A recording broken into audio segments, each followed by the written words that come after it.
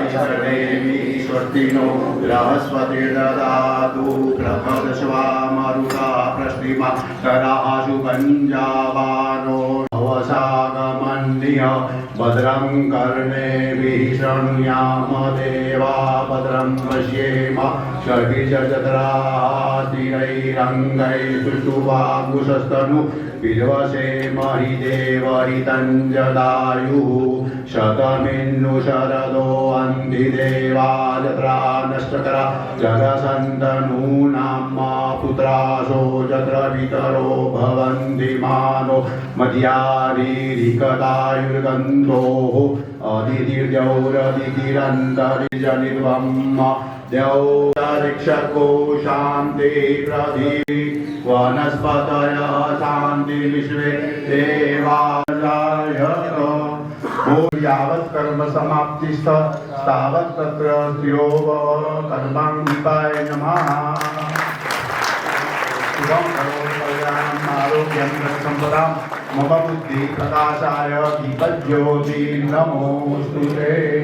ॐ नमो भगवते श्री अरविन्दाय आनन्दमयी चैतन्यमयी सत्यमयी परमे।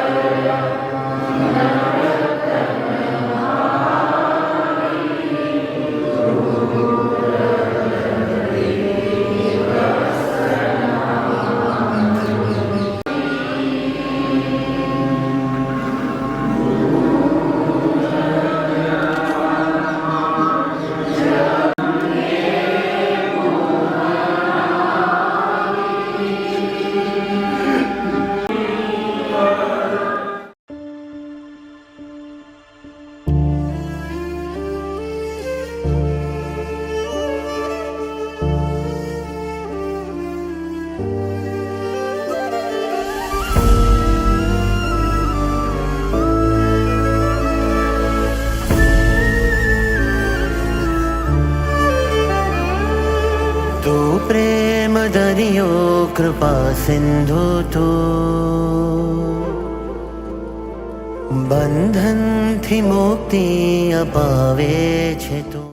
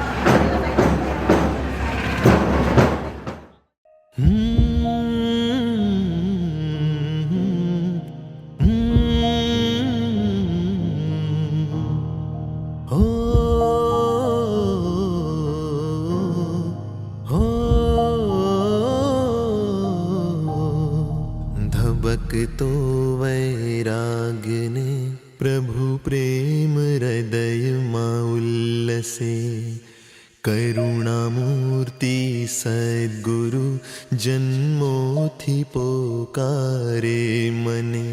અશરણ આ સંસારમાં કૃપાળુ દેવનું છે શરણ. હવે કેમ સાંભળું મોહનું, મને સાદ આપે ગુરુવર.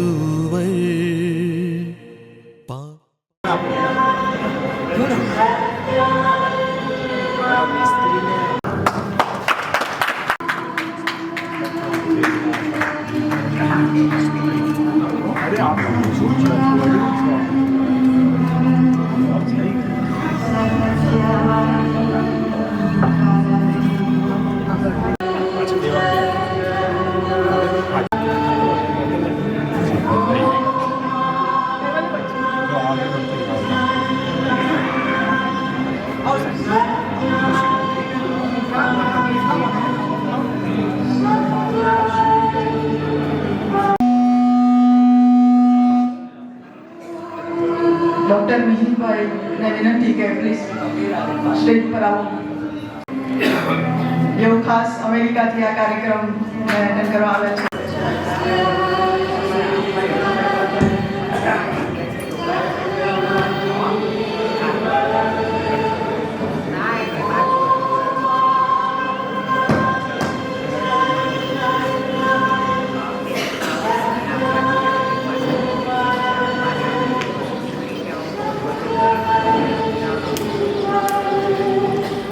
અને નમસ્કાર.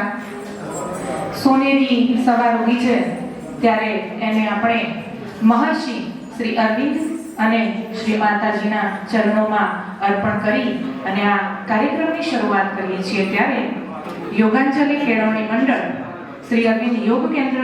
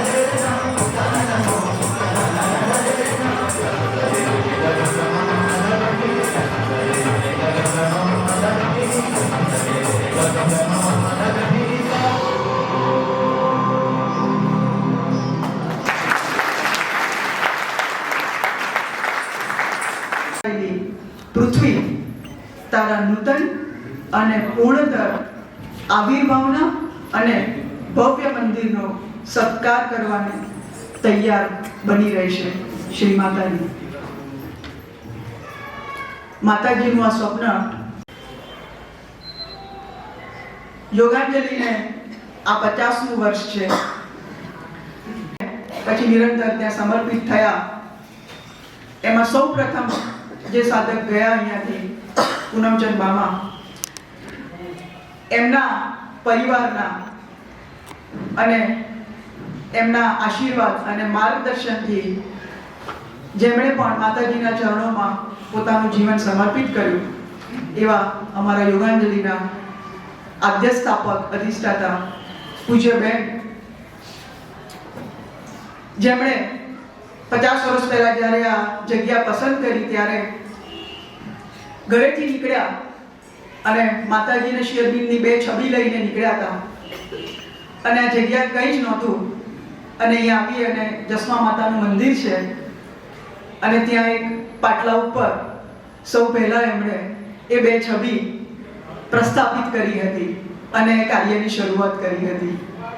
50 વર્ષે એ પાટલા ઉપરની છબીએ આ ભવ્ય નૂતન ભવનમાં આપણે એને પ્રસ્થાપિત કરી શક્યા છીએ. 50 વર્ષ લાગ્યા, પણ 50 વર્ષની આ જે યોગાંજલિની યાત્રા છે એની પાછળ માતાજીની અસીમ કૃપા હું માનું છું. અને અમને વિશેષ આનંદ છે, બેનનો આજે 90મો જન્મદિવસ છે. આપણા સૌ માટે આ સિદ્ધિ દિન છે અને આ વિશેષ દિવસ એ યોગાંજલિ માટેનો પણ કાયમ સ્મરણીય દિન બની રહે, વિશેષ દિન બની રહે એ માટે જ આ દિવસ અમે આ નૂતન ભવનના ઉદ્ઘાટન અને દિવ્યાંશના પુનઃસ્થાપન માટે અમે આ દિવસ પસંદ કર્યો હતો. 24/11/24 યોગાંજલિનું 50મું વર્ષ અને નૂતન ભવનનું ઉદ્ઘાટન અને અમારા બહેનનો 90મો જન્મદિવસ. જ્યાં સુધી આ યોગાંજલિનું અસ્તિત્વ રહેશે ત્યાં સુધી આ દિવસ આ રીતે અહીંયા ઉજવાતો રહેશે.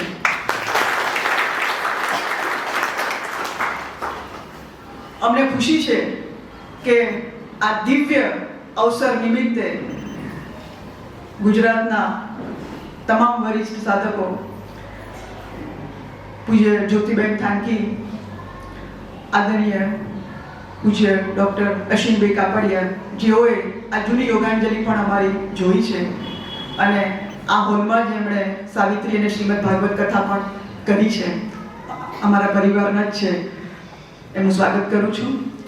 ગુજરાત સ્ટેટ કમિટીના ચેરમેન શ્રી અરવિંદ નિવાસ વડોદરાના ચેરમેન આદરણીય ડૉક્ટર શરદભાઈ જોશી, એમનું પણ સંસ્થા પરિવારથી ખૂબ હૃદયપૂર્વક સ્વાગત કરું છું.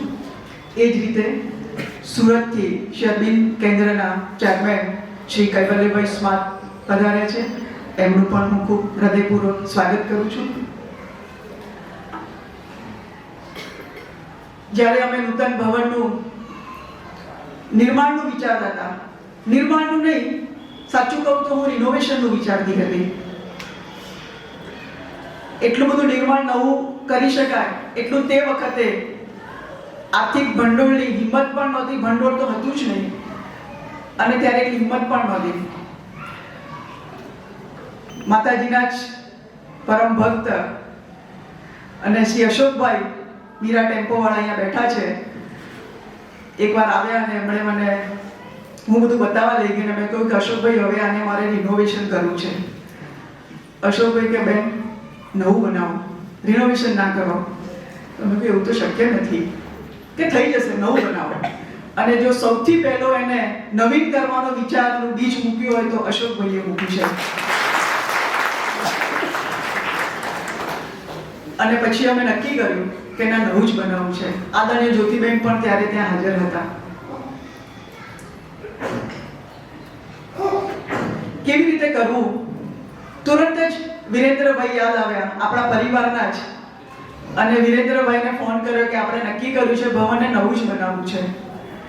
અને વિરેન્દ્રભાઈ કે હું આવી જાઉં બેન. 3 દિવસમાં આવી ગયા અને આખા ભવનની આ જે પ્રતિકૃતિ, આખી જે ડિઝાઇન કરી છે એ આપણા વિરેન્દ્રભાઈ પંચાલે કરી છે, આપણા જ પરિવારના જે વિસનગરના. અને ખૂબ અદ્ભુત, એક જ વખતમાં જે ડિઝાઇન ઉતરી છે એમાં એક પણ ફેરફાર નથી કર્યો. એઝ ઇટ ઇઝ આખું આ ભવન તૈયાર થયું છે. એમનો બહુ જ મોટો અમૂલ્ય ફાળો છે. યોગાંજલિ એમનું જે આ સહયોગ છે એ અમે ઋણી રહીશું અને વર્ષો વર્ષે યાદ રહેશે. તો વિરેન્દ્રભાઈ પંચાલનું પણ હું ખૂબ હૃદયપૂર્વક સ્વાગત કરું છું. ભવનનું નિર્માણ કાર્ય થતું હતું અને ત્યારે ફંડ તો જોઈએ જ, મહાલક્ષ્મીની કૃપા. થોડાક આવ્યા હતા અને થોડાક ખૂટતા હતા. અને વિચાર મૂકી અને હું ઘરે ગઈ અને થોડાક જ સમયમાં ફોન આવ્યો સિદ્ધપુરથી જ કે બેન સાંજે આવો ને કંઈક સહયોગ આપવો છે. 4 જ કલાકની અંદર માતાજી એવી કૃપા કરી કે બપોરે જે આંકડો ખૂટતો હતો 4 જ કલાકમાં એક્ઝેક્ટ એટલો આંકડો અને બીજા ઉપર 51,000 રૂપિયા વધારે અને માતાજીએ પ્રેરણા આપી. અમારા આદરણીય મોહન કાકા જે અહીંયા સિદ્ધપુરના ખૂબ પ્રતિષ્ઠિત ઉદ્યોગપતિ છે, રોયલ કેસ્ટર કરીને એમની ઇન્ડસ્ટ્રીઝ છે, 15 લાખ મને ખૂટતા હતા અને 4 કલાકની અંદર એક્ઝેક્ટ એમને કંઈ ખબર જ નથી 15 લાખ અને 51,000 નો ચેક મોહન કાકાએ મને સાંજે 5 વાગે આપ્યો અને એક જ ઝટકે આ પ્રોજેક્ટ પૂરો થઈ ગયો. આદરણીય મોહન કાકા પણ આ ઉદ્ઘાટન પ્રસંગે ઉપસ્થિત છે, એમના પરિવારમાં પ્રસંગ છે, છતાં પણ આપણી સાથે સંમિલિત થયા. હું ખૂબ હૃદયપૂર્વક એમનું સ્વાગત કરું છું. યોગા બીજા જ માતાજી નડિયાદથી અને નડિયાદના સેન્ટર સાથે જોડાયેલા પણ અમારું છેલ્લા 2 વર્ષનો એમની સાથેનો પરિચય ડૉક્ટર દિનેશભાઈ દેસાઈ, જેઓ નડિયાદના વતની છે અને છેલ્લા 44-45 વર્ષથી અમેરિકા ન્યૂજર્સીમાં સ્થાયી થયા છે. એમને પણ માતાજીએ અચાનક જ અમારી સાથે ભેટો કર્યો અને ખૂબ મોટો સહયોગ અમને આપી રહ્યા છે.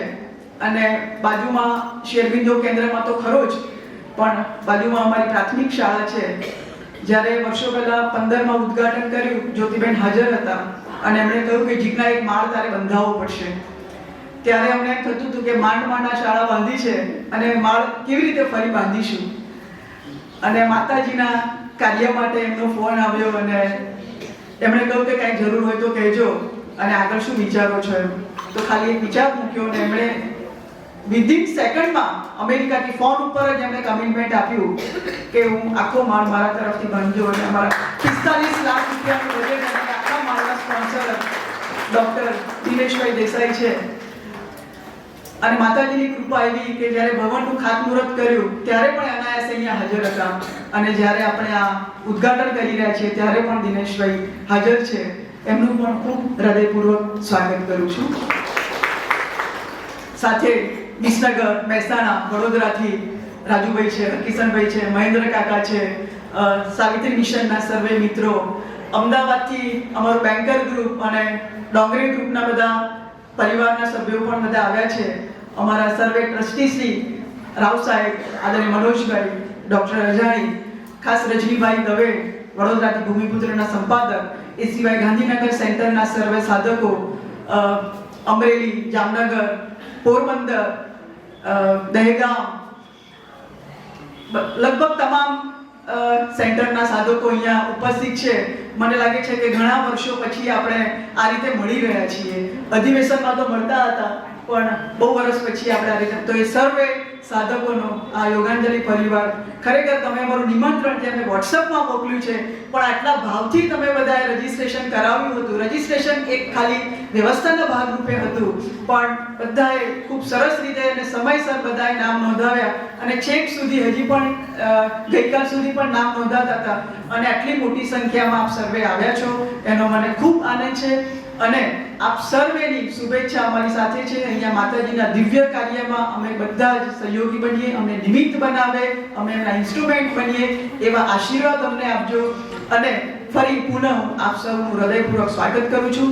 ડૉક્ટર મિહિરભાઈ જોશી કે જેઓ વિસનગર જ્યોતિ હોસ્પિટલના સ્થાપક છે અને ખૂબ સેવાકીય પ્રવૃત્તિઓ સાથે જોડાયેલા છે, અમારા પરિવારના છે, બેનના મોટા ભાઈ છે, તો એમનું પણ હૃદયપૂર્વક સ્વાગત કરું છું. પુનઃ આપ સૌનું ખૂબ હૃદયપૂર્વક સ્વાગત.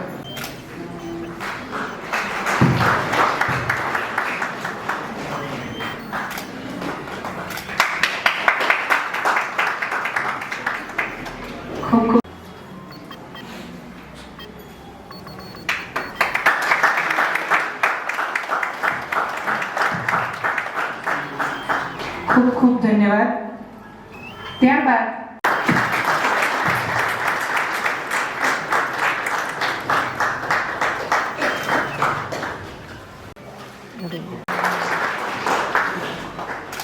ખૂબ ધન્યવાદ.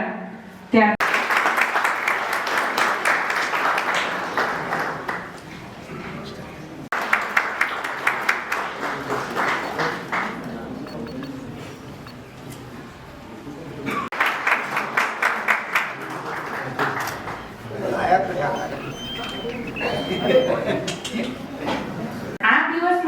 તેમનો આભાર કેવી રીતે માનું કે ઠાકોર સાહેબ અને આદરણીય શ્રી જીતેશભાઈ ગૃહપતિને વિનંતી કરું કે તેઓ બેનનું બુકે અને સાલથી સર્વે મળી અને સન્માન કરશે.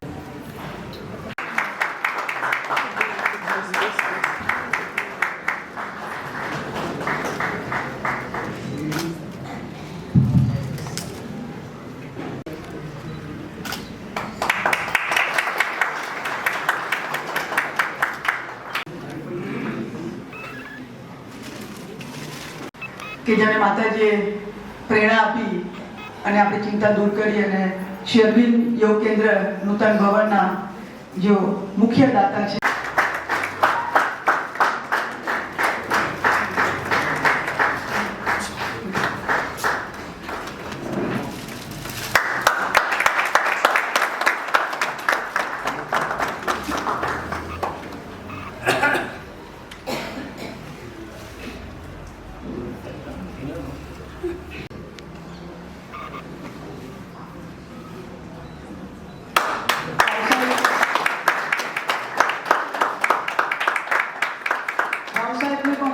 વિનંતી સ્ટેજ પર આવે. રાવ સાહેબ જોડો.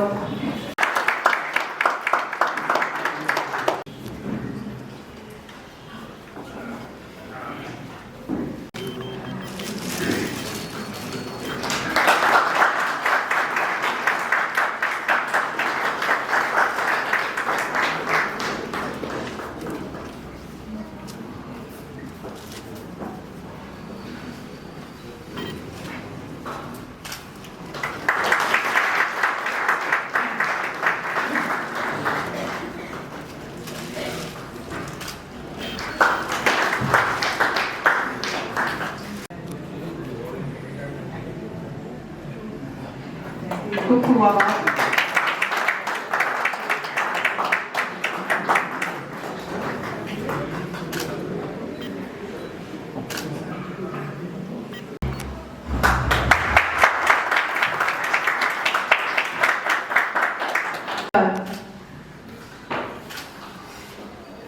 સ્ટેજ ઉપર આવશે અને અભિવાદન સ્વીકારશે.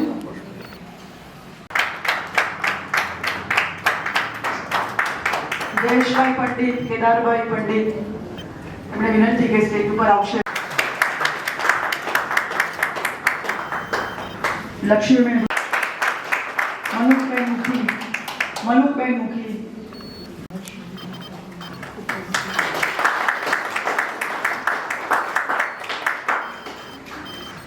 પહેલા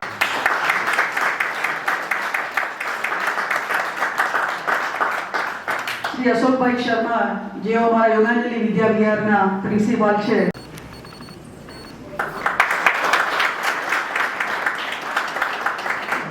શ્રી ઉમેશ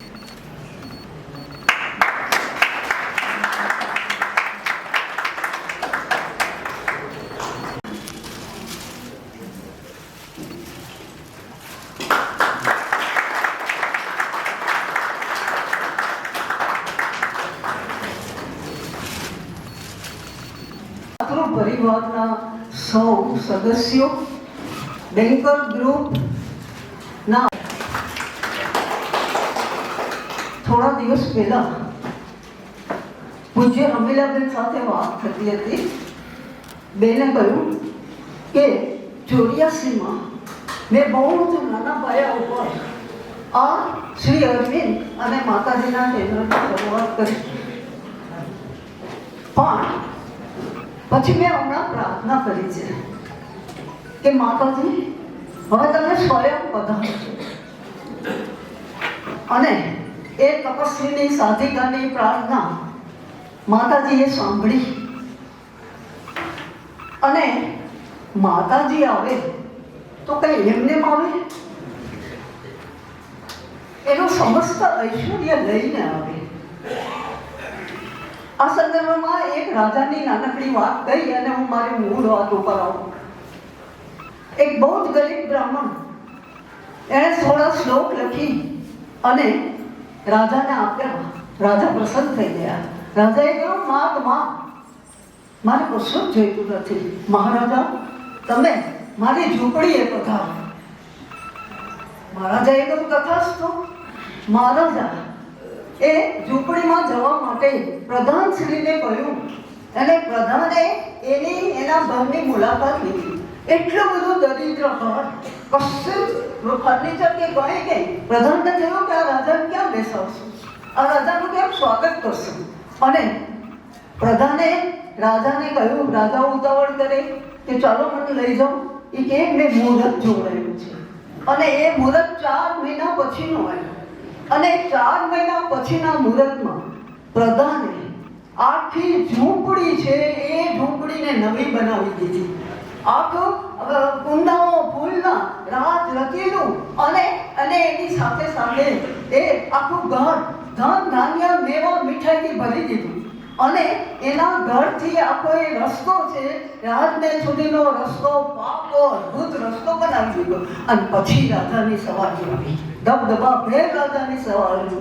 હવે જો સામાન્ય રાજાનું આગમન થતું હોય તો આટલું પરિવર્તન આવે, તો જગત જનનીનું આગમન થાય તો પરિવર્તન આવે.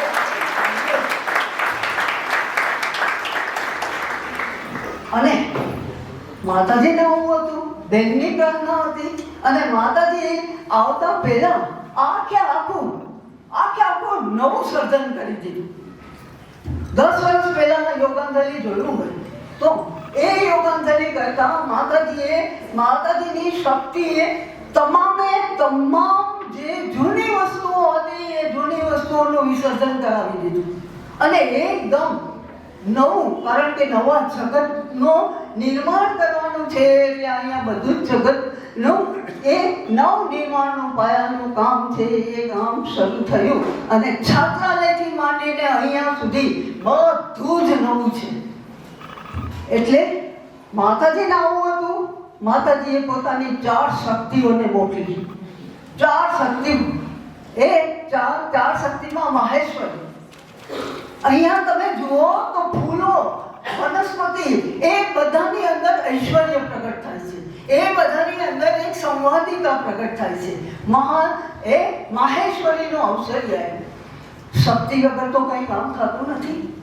અને જ્યાં નવું સર્જન કરવું હોય ત્યાં પ્રચંડ શક્તિની જરૂર પડે છે. અને એ પ્રચંડ શક્તિ એ મહાકાલી છે. એ માહેશ્વરી, મહાકાલી, મહાલક્ષ્મી અને મહાસરસ્વતી, એને એક પાત્ર જોઈતું હતું. અને એ પાત્ર શુદ્ધ હોવું જોઈએ, એ પાત્ર પવિત્ર હોવું જોઈએ, એ પાત્ર છે એ પાત્ર પારદર્શક હોવું જોઈએ. અને એ આ 4 શક્તિઓ એ જિજ્ઞાબેનને એ બધી શક્તિઓ આપી. અને આપણે જોઈએ છીએ, કારણ કે હું એક વસ્તુની સાક્ષી છું એટલે મને ખબર છે કે એ આ શક્તિઓ દ્વારા કેટલું ભગીરથ કાર્ય કર્યું છે. એટલે મહાલક્ષ્મીની તો વાત કરી. અમે જ્યારે આનો વિચાર કર્યો પછી અમે હારીજ ગયા હતા. અને એ હારીજની અંદર કોઈ ઓળખાણ હતી નહીં. અને એ ઓળખાણ વગર એક સંમેલન હતું,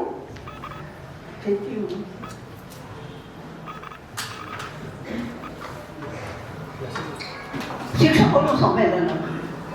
એમાં અમે ગયા હતા. અને એના જે ઇન્ડસ્ટ્રીયલિસ્ટ હતા, જલિયાણ ગ્રુપ, મને યાદ છે. અને અમે બધા સ્ટેજ ઉપર હતા.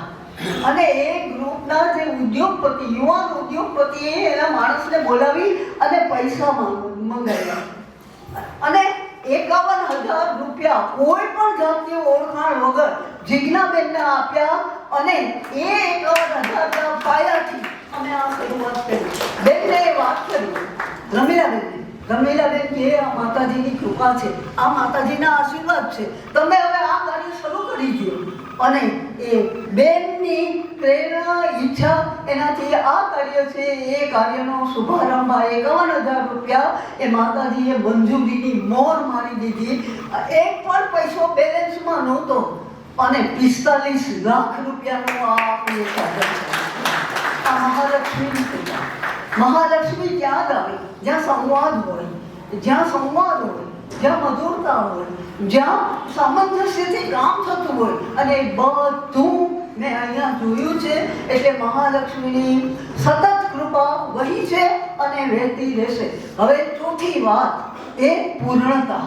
પૂર્ણતા એ મહાસરસ્વતી છે. એ મહાસરસ્વતી પૂર્ણતા એ પૂર્ણતાનું લક્ષણ છે.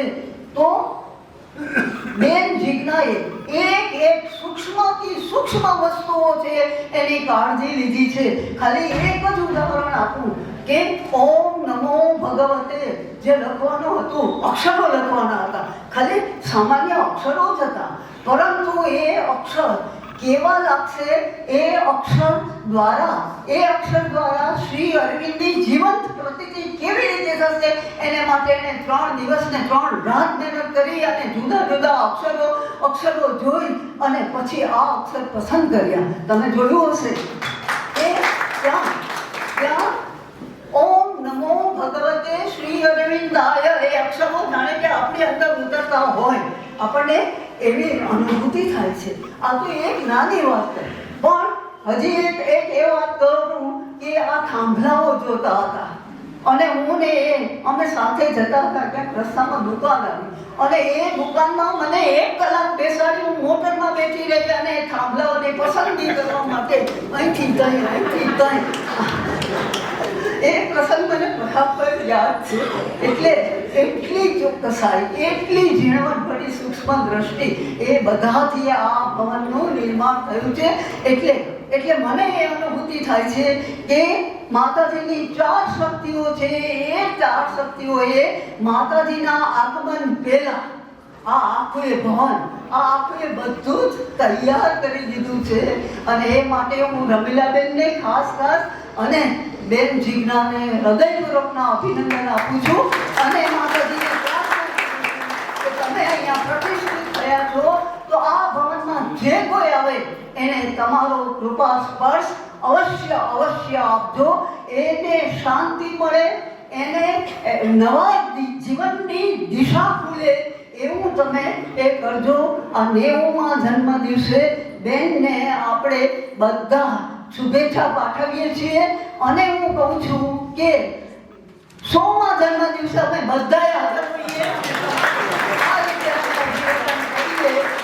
માતાજી અમને કૃપા કરે. અસ્તુ ઇતિ ઓમ શુભમ ભવતુ. આ કાર્ય કરવા માટે પ્રોત્સાહન આપી બદલ ખૂબ ખૂબ આભારી છું. મિત્રો, એક વસ્તુ છે કે આ ભવન કોઈ ઈંટ ચૂના રેતી સિમેન્ટ કોઈ ભવન નથી, પરંતુ this is the combination of Sanatan spirituality and Western philosophy. સનાતન ધર્મની ચૈતસિક ઉત્ક્રાંતિ અને પશ્ચિમનું તત્વજ્ઞાન, આ બેનું કોમ્બિનેશન છે. એની અંદર ભારતીય વાસ્તુશાસ્ત્ર, શિલ્પશાસ્ત્ર અને સ્થાપત્ય આ ત્રણનું મેં કોમ્બિનેશન કર્યું છે. અને વેસ્ટર્નનું જેને કહેવાય ને કે પાર્થેનોન, આજથી 2500 વર્ષ પહેલા પાર્થેનોન નામનું એથેન્સની ટેકરી ઉપર એક વિશાળ ભવ્ય આવું મંદિર બનેલું જે 100 ફૂટ પહોળું અને 210 ફૂટ લાંબુ અને 60 ફૂટ ઊંચું હતું. એનું પણ મેં રિસર્ચ કર્યું હમણાં જ અને લાગ્યું કે આ કઈ શક્તિએ કરાવી દીધું. એમાં આપણું પ્રવેશ દ્વાર પશ્ચિમનું છે અને સમાધિ પૂર્વમાં છે. પશ્ચિમ દ્વાર એટલે ગ્રીકો રોમન અને એથેન્સની અંદર એ દ્વારને આપણે જ્યાં વરુણ દ્વાર કહીએ છીએ એને એ લોકો એથેના અને પેસિડોન વચ્ચેના વિવાદનું દ્વાર કહે છે. તો જ્યારે પણ પેસોના અને એથેનાની દેવી એટલે અંબિકાજી સ્વરૂપ ત્યાં માને એ લોકોને જ્યારે વિવાદ થતો ત્યારે પૂર્વ દ્વાર તરફ જતા હતા અને આપણી સમાધિ એક્ઝેક્ટ પૂર્વ દ્વાર. પૂર્વ દ્વાર એટલે પૂર્વ દિશા એટલે એથેનાની જન્મ સ્થળ, ત્યાં એ લોકો કોમ્પ્રોમાઇઝ કરતા હતા. એટલે આ જ્યારે બની ગયું ભવન પછી મેં રિસર્ચ કર્યું તો મને એવું લાગ્યું કે this is the best combination of east and west. ઘણી બધી વાતો કરવી છે મિત્રો, સમય ટૂંકો છે, મર્યાદા છે, પણ એટલું ચોક્કસ કહીશ કે આ થઈ ગયું. બસ મારી કલમ ચાલી અને બની ગયું. અને એમાં ફરીથી કહું છું, વાસ્તુ, સ્થાપત્ય અને શિલ્પ, શસ્ત્ર, શાસ્ત્ર અને સંસ્કૃતિ અને પશ્ચિમનું શૌર્ય. પશ્ચિમની વાત કરીએ તો ઓર્ડર, સિમેટ્રી અને harmony, law and order symmetry અને હાર્મની આ ત્રણનું કોમ્બિનેશન છે આર્કિટેક્ટ, આર્કિયોલોજી અને સ્કલ્પચર. ધન્યવાદ.